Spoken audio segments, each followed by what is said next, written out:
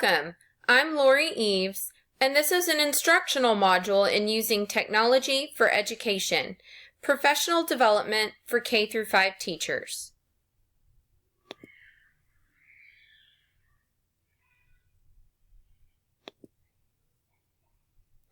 At the completion of this professional development module, you will be able to locate Web 2.0 tools and understand their functions, evaluate and select appropriate technology to enhance student learning, and create lessons that demonstrate mastery of the above skills.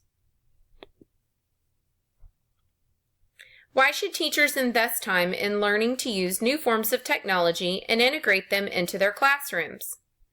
When implemented well, these programs offer a more engaging experience for the learner than a textbook or worksheet.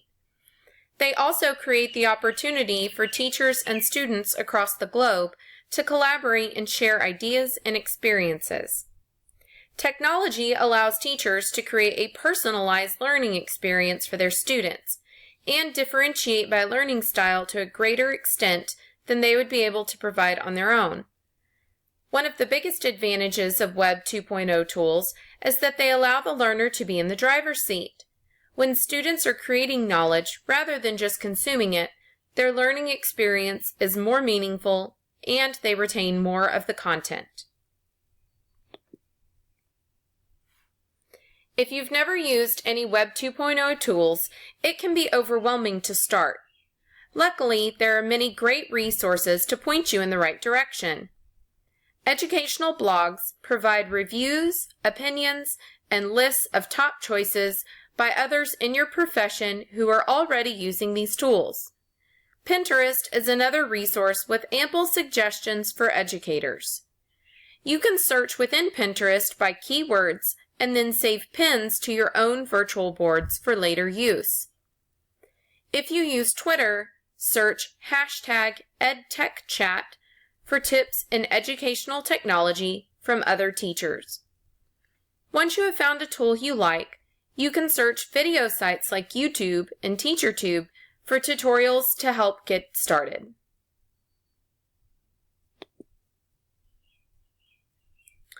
For help setting up a Pinterest account and using it for classroom and lesson ideas, view the tutorial below.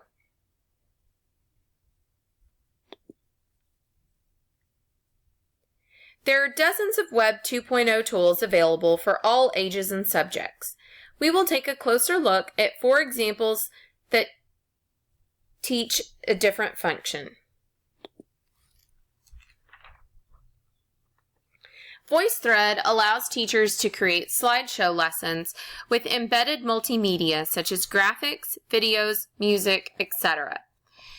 Then students can respond to information in the slideshow by embedding their own multimedia connections. This program allows students to interact with the lesson itself.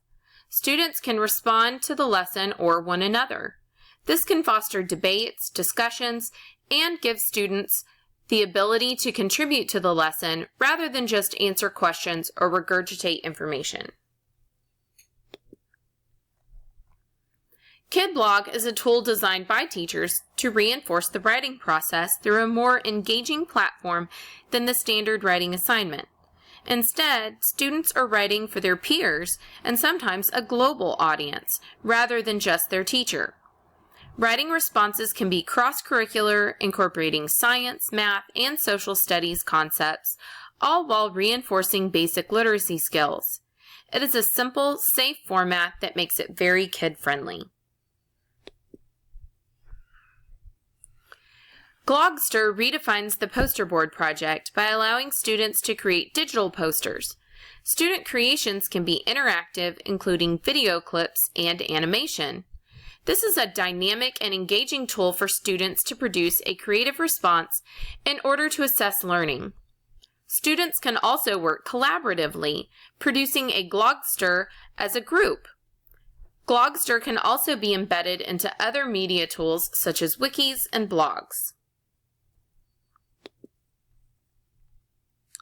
Project Gutenberg is a website funded by a nonprofit that offers over 50,000 free ebooks for public use, including novels, textbooks, and reference material. Books can be downloaded to a mobile device, Kindle, saved to a cloud, or read from a computer in HTML format. The files are high quality and the website is very user-friendly and easy to search and navigate. As with any new practice, technology should always be implemented to achieve a specific purpose and needs to be planned and executed well in order to be effective. First, goals and objectives should be outlined. The target audience and their needs and abilities must be assessed. Formulate a plan to select, implement, and maintain whatever program you choose. Communicate goals and expectations with administration, students, parents, and other teachers. Collaborate with other teachers to learn from their experiences. Make student safety and privacy a priority. Continue to reevaluate to ensure efficiency, productivity, and student success.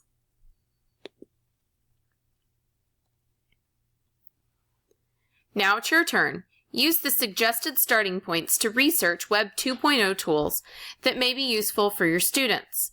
Select one and provide a description of its primary functions and your personal opinion of how you could use it in your classroom. Share your findings with your grade level team.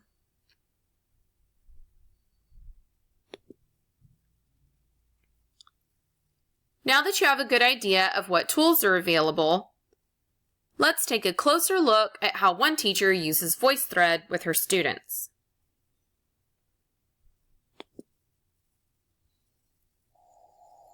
To get started using VoiceThread, you'll need to visit the website at voicethread.com. From here, you can sign in or register for a free account.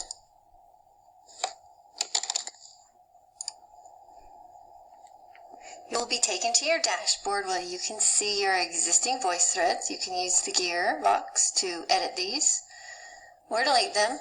And if you would like to create a new one, simply go to the Create tab. To begin, you need to upload content of some sort. This can be pictures or it can be PowerPoint files. If it is a PowerPoint file, each slide will be put into a separate page or separate slide within this voice thread. And if I upload pictures, which I will do right now from my computer, each picture will be placed on a different slide. I'm going to select several pictures of squirrels and upload them all at one time.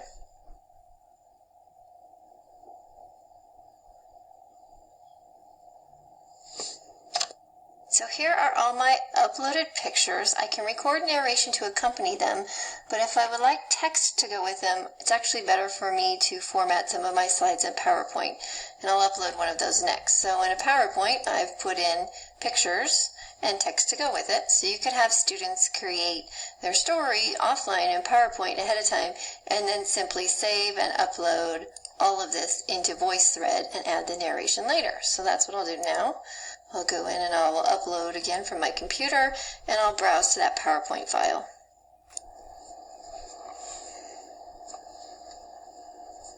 And now you can see my PowerPoint slides have been added in. Again, each one is a different page or different slide. From here, I can easily just drag and drop my slides into a different order until I have my story just the way I like it. The next step is for me to add my narration to my slides, and to do that I move on to step 2, which is comment. So here's one of my PowerPoint slides that has the text with it. If I click the comment button, I'll see the different options that I have. You'll see one of these options is to type, but if I hit this option and type in some comments and click save, my text does not appear on the image. It's over here on the side as a comment because VoiceThread is designed to be a collaborative tool where a group could upload a presentation for a business proposal and everyone could look through it and make some comments on the side. So that's not going to work for digital storytelling. Comments is not the best feature. So instead of adding typed comments, I'm going to use the record feature here to add my narration to this slide. And all you need to do is click the record button. You get a message asking if Adobe Flash can access your microphone. Just say allow. And then you get the message. It just says, okay, start talking. So you can go through and you can read exactly what's on your slide. So I can read, because pizza was not delivered often, fighting usually broke out over who got the last slice, and click stop. The message, it just said, okay, start talking. So you can go through. I get a preview, and if I like it, I simply click save. Now when my voice thread is playing, my narration that I recorded on that slide will play with it as well. I can go on to the next slide using the advanced button in the lower right. And again, I can use the record button to record my narration for this slide. This one does not have words. If I wanted it to have words accompanying it along the bottom of the slide, I should add those in PowerPoint and re-upload this slide. Now at any point in my story, I can go back to step 1 and upload and edit, rearrange the order of my pictures, or add in some more. When I'm finished commenting and adding my pictures, I go to the last step, step 3, which is to share. What you'll do for our project is use the Get a Link button, and this is where you can also adjust your privacy settings. So I'm not going to have anyone be able to comment on this voice thread, but I would like everyone to be able to view it. When I'm happy with those, I'm going to click the Close button.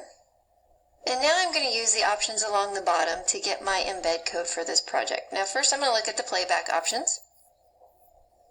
My voice thread is set to start playing when opened. I like that. Show full screen when open. This is something I can decide if I'd like to. Why not? Allow others to export. If I don't want anyone else exporting my project, I just uncheck that and allow others to make a copy. This one also says to wait 4 seconds before turning the slide. And I believe that 4 seconds is the minimum. Of course, if you have narration on each slide, it will not cut you off. I'm going to go with those defaults. I can always come back and change it and click Save.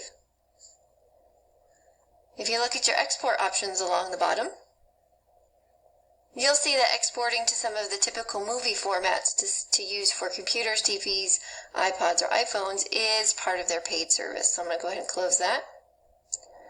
I'm going to skip over to publishing options. And this is again where I can decide if I want to allow anyone to view this, which I do,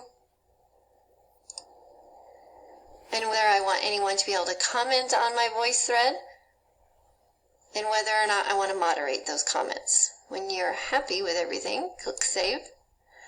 And at last, now we are going to get our embed code. So click the Embed button. This is how you're going to turn in your voice thread. Here's the link to the voice thread, which you could link to a website, but I actually want you to embed this right within our Schoology course. So here's the embed code. I just want you to click the Copy This button. And you'll see the message that lets me know it's been copied to the clipboard. Then you're going to go over to our Wired Writing course in Schoology. And you're going to go into Session 4 on Digital Storytelling. And you will find our Digital Storytelling Project Collection discussion. Select that link. Include a brief statement that includes the title of your project. And if you're using VoiceThread, you'll use the link option. Where it says enter a URL or embed code, you're going to paste in the code that we copied. Again, you can add in a title if you'd like to, and click Attach. Choose the blue Post button, and your project has been turned in. If you would like to preview it, just click the Play button.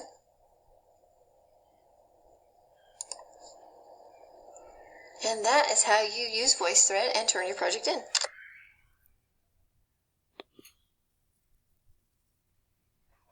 Now it's your turn.